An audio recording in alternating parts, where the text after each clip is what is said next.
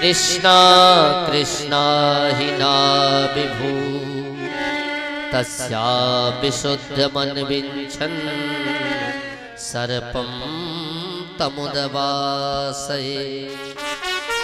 सुखदेव जी यहाँ पर 3 बार कृष्णा संबोधन करते हैं। एक कृष्णा कालिंदी के लिए, एक कालिया नाग के लिए और एक कृष्णा हमारे कन्हैया के लिए। कन्हैया ने सोचा कि इस कालिया का आज हम उद्धार करके ही छोड़ेंगे, तो अपने द्वारा गेंद फेंका। ग्वाल बाल बोले लाला गेंद हमारा वापस करो। सो कन्हैया एक कदम के वृक्ष पर चढ़ गए और उस वृक्ष से चढ़ के उसी काली कुंड में कूद पड़े। जैसे काली कुंड में कूदे, कुछ देर तो ग्वाल बाल प्रभु के निकलने की प्रतीक्षा किया। जब कुछ घड़ी बीत गई, कन्हैया बाहर नहीं आए तो सारे ग्वाल बाल परेशान हो गए। एक ग्वाला दौड़ करके गांव पहुंचा, मैया तेरा लाला आज यमुना में कूद पड़ा, अभी तक बाहर नहीं आया। जैसे मैया ने सुना तो यहाँ पर बलराम जी के जन्म दिवस का उत्सव मच रहा था।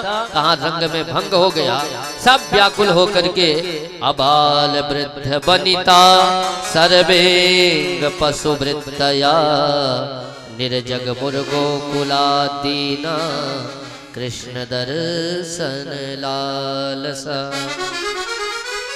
अबाल वृद्ध बनिताएं सब प्रभु के दर्शन के लिए बिना मार्ग देखे उस काली कुंड की ओर दौड़ने लगी। हाँ कन्हैया, हाँ कन्हैया।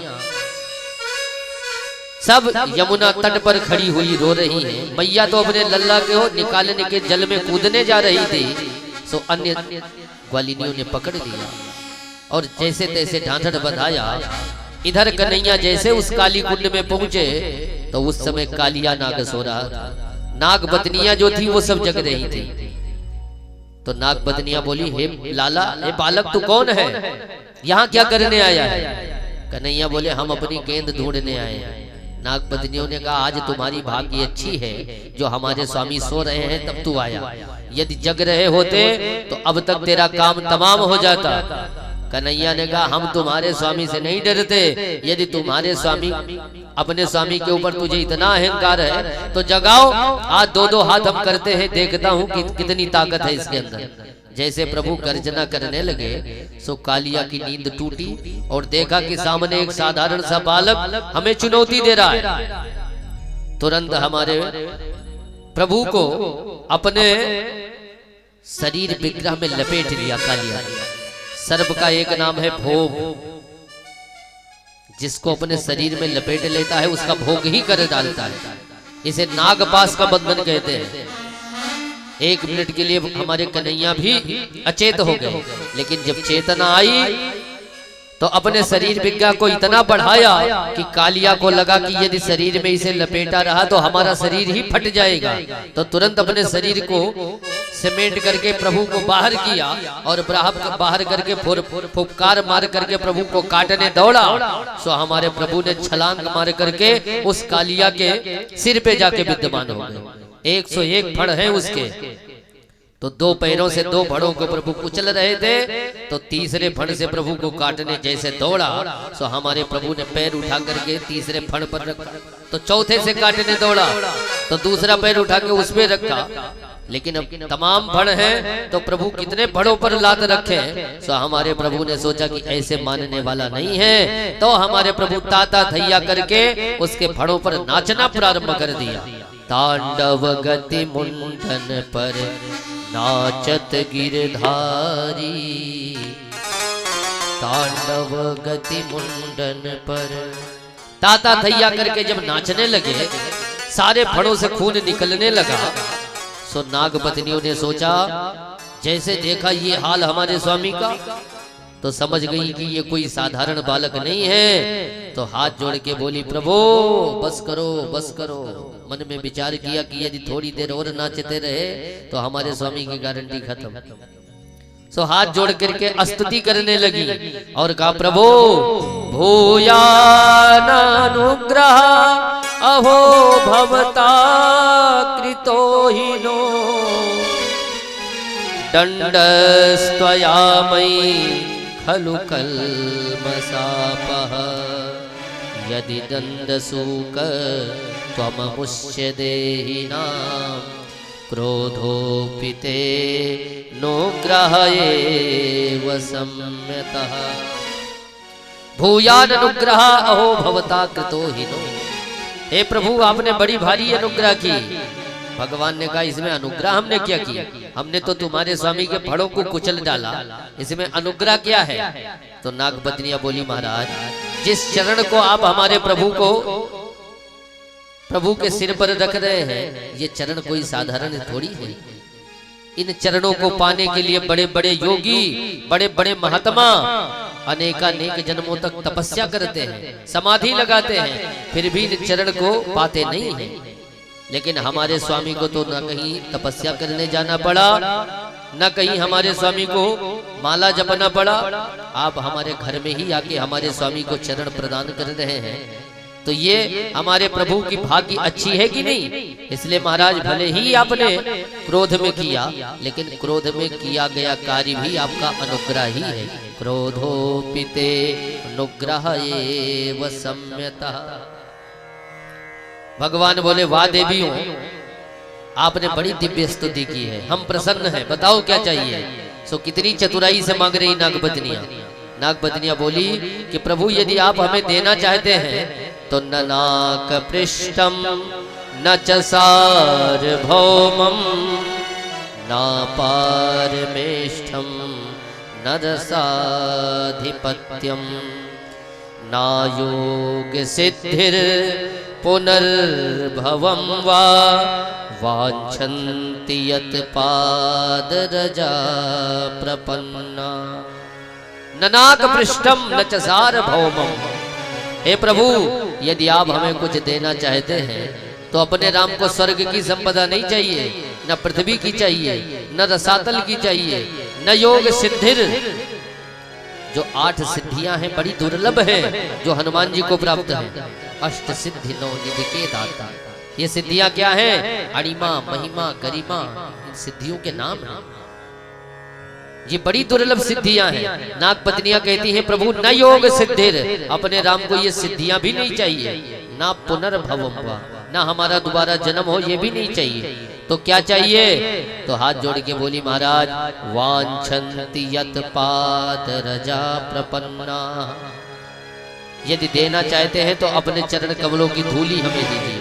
अब देखिए कितनी चतुराई से मांग रही है। कोई व्यक्ति जल में खड़ा हो और उनसे कहो कि भैया चरण धूली दो, तो कहां से दे पाएगा?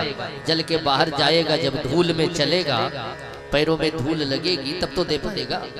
अंत में नागपत्नियां बोली महाराज पति प्राण प्रदीयताम, हमारे तो पतिदेव का प्राण ही आप हमें वापस कीजिए और हमें कुछ नहीं चाहिए। भगवान प्रसन्न हो गए और तुरंत छलांग मार करके नीचे आ गया।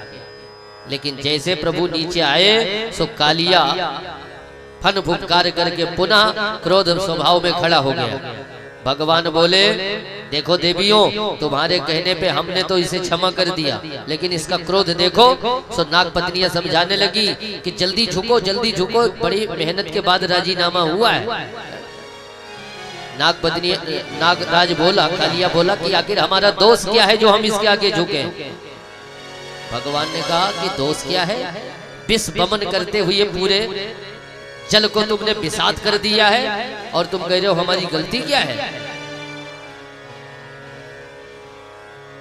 कालिया बोला महाराज भाई अपनी सफाई पेश करने का मौका अपराधी को मिलना चाहिए कि नहीं? सो महाराज हमारी भी सुनो। भगवान बोले तो सुनाओ। सो कालिया बोला महाराज वयम खलासहोत्पत्त्या तामसा दीर्घमन्युनः स्वभावो त्वस्त्यजो नाथ लोकानां यद सद्गृहा। वयम खलः, हे प्रभु मानता हूं मैं दुष्ट हूं, हमारे अंदर क्रोध स्वभाव है, तामसी प्रभाव है, विष का प्रभाव है, लेकिन कृपा करके हमें ये बताओ दुनिया किसने बनाई? भगवान ने कहा हमने बनाया। अच्छा तो इन सांपों को किसने बनाया? भगवान ने कहा हमने बनाया। अच्छा तो सांप के अंदर ये विष का प्रभाव, तामसी स्वभाव, क्रोध का प्रभाव किसने डाला? भगवान ने कहा हमने डाला। सो कालिया बोला महाराज तो हो गया फैसला, जब सब कुछ करने कराने वाले आप हो तो दोष हमें क्यों देते हो? ऐसा विष हमारे जीवा में डाला है कि जो भी पाता है मुंह कुचल के ही फेंक देता है। छुप के हम कहीं बिल में कहीं जल में रहते हैं। भगवान बोले, कालिया बोला महाराज यदि दो दो बूंद अमृत हमारी जीवा में डाले होते तो आज घर घर हम भी पाले जाते। ऐसा विष डाला है कि जो भी पाता है मुंह कुचल के फेंक देता है। और दोष आप हमें दे रहे हो। आपने जब हमारे अंदर विष डाला तो हमारा तो दोष था नहीं, तो जो आपने डाला है उसी का हम उपभोग कर रहे हैं, उसी विष को हम फैला रहे हैं। हमारी क्या गलती है? भगवान ने कहा, देख कालिया, यदि मैं तेरे अंदर विष डाला, क्रोध स्वभाव डाला, तामसी प्रवृत्ति बनाई तेरे को, तो तुम्हारे रहने का अलग देश भी तो हमने बनाया था। वहां क्यों नहीं रहता? अपने देश क्यों नहीं रहते? और यदि अपने देश में नहीं जाना था, तुझे यहीं रहना था, तो देश के बंटवारे काहे को किए? देश के दो टुकड़े काहे को कर दिए तुमने? यहीं रहते शांति से। कालिया बोला, महाराज स्वभावो दुस्त्यजो नाथ। महाराज हमारा स्वभाव है। क्या स्वभाव है? तो कहा, महाराज जब तक हम अल्पसंख्यक में रहते हैं तब तक छुप करके बिल में रहते हैं, और जहां हम बहुसंख्यक होते हैं वहीं हम अपना फन फुफकारना चालू कर देते हैं। ये महाराज हमारी प्रवृत्ति है, हमारा स्वभाव है। भगवान बोले, तो ऐसे काम नहीं चलेगा। या तो अपना स्वभाव बदलो या अपने देश चले जाओ।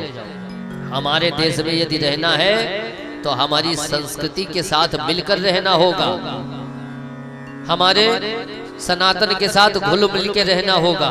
यदि तुम हमारी संस्कृति को अपनाओगे तो हम तुझे राष्ट्रपति बनाने के लिए भी तैयार हैं।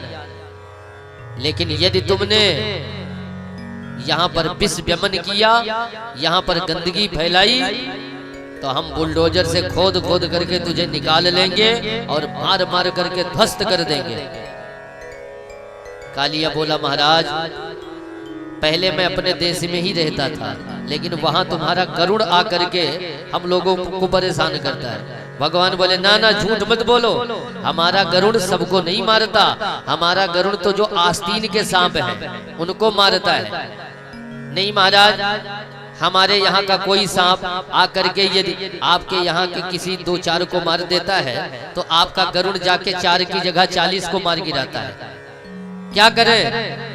भगवान बोले कि देखो कालिया, या तो अपना स्वभाव बदलो या अपने देश चले जाओ, और अपने देश में जाके सबको समझाओ कि इस प्रकार का विष व्यमन करना हो तो अपने देश में ही रहे, यहाँ गंदगी फैलाने ना आवे। और यहाँ गंदगी यदि फैलाओगे तो जान से हाथ धो बैठो। कालिया बेचारा परेशान है, अब क्या करें? भगवान बोले, तू स्वभाव भी बदलना नहीं चाहता, अपने देश भी जाना नहीं चाहता, आखिर तू चाहता क्या है? कालिया बोला, महाराज इतना आश्वासन आपका केवल हमें मिल जाए कि जब हम अपने देश जाएं तो वहां आपका गरुड़ हमें परेशान न करे। भगवान बोले, कालिया यदि तुम ठीक ढंग से अपने देश में रहोगे तो हमारा गरुड़ तुझे कुछ नहीं कहेगा, लेकिन वहां जाके यदि तुमने फन फुफकारना शुरू किया तो हमारा गरुड़ वहां भी, हमारा विमान वहां भी पहुंच करके तुम लोगों को खत्म कर देगा, और तुम 4 को मारोगे तो हम 40 को मारेंगे। इसलिए सावधान, दोबारा गंदगी फैलाने हमारे यहाँ मत आना, अपने देश में ही रहना। और यहाँ रहना हो तो हमारी संस्कृति, हमारी सभ्यता को स्वीकार करके रहो। इस प्रकार कालिया को धमकी देके भगवान ने विदा किया। और प्रभु देखिए, कुत्ते 2 प्रकार के होते हैं। जब कालिया जाने लगा तो प्रभु से कहा, महाराज आपका आश्वासन मिल जाए। तो भगवान ने कहा कि हमारा आश्वासन है, क्योंकि आपके चरण चिन्ह पर, हमारे आपके सिर पर हमारे चरण चिन्ह के निशान पड़ चुके हैं, इसलिए अब हमारा गरुड़ तुझे परेशान नहीं करेगा। जैसे कुत्ते 2 प्रकार के होते हैं, एक पालतू एक फालतू। तो फालतू कुत्ते यदि कहीं पत्तल भी चाटते नजर आते हैं तो लोग डंडा मारते हैं, और पालतू कुत्ता, जितने बड़े सेठ का कुत्ता उतना बड़ा उसका सम्मान। क्यों? क्योंकि मालिक के नाम का गले में पट्टा पहन के रखा है। किसी की हिम्मत है जो कुत्ते को डंडा मार दे? तो भगवान कहते हैं कि अब तेरे फण पर हमारे चरण चिन्ह अंकित हैं। हे कालिया, अब हमारा गरुड़ तुझे कुछ नहीं कहेगा। और इस प्रकार प्रभु को कालिया बाहर करके अपने रमणक द्वीप चला गया और प्रभु को पा करके मैया को लगा जैसे मृत शरीर में प्राण का संचार हो गया।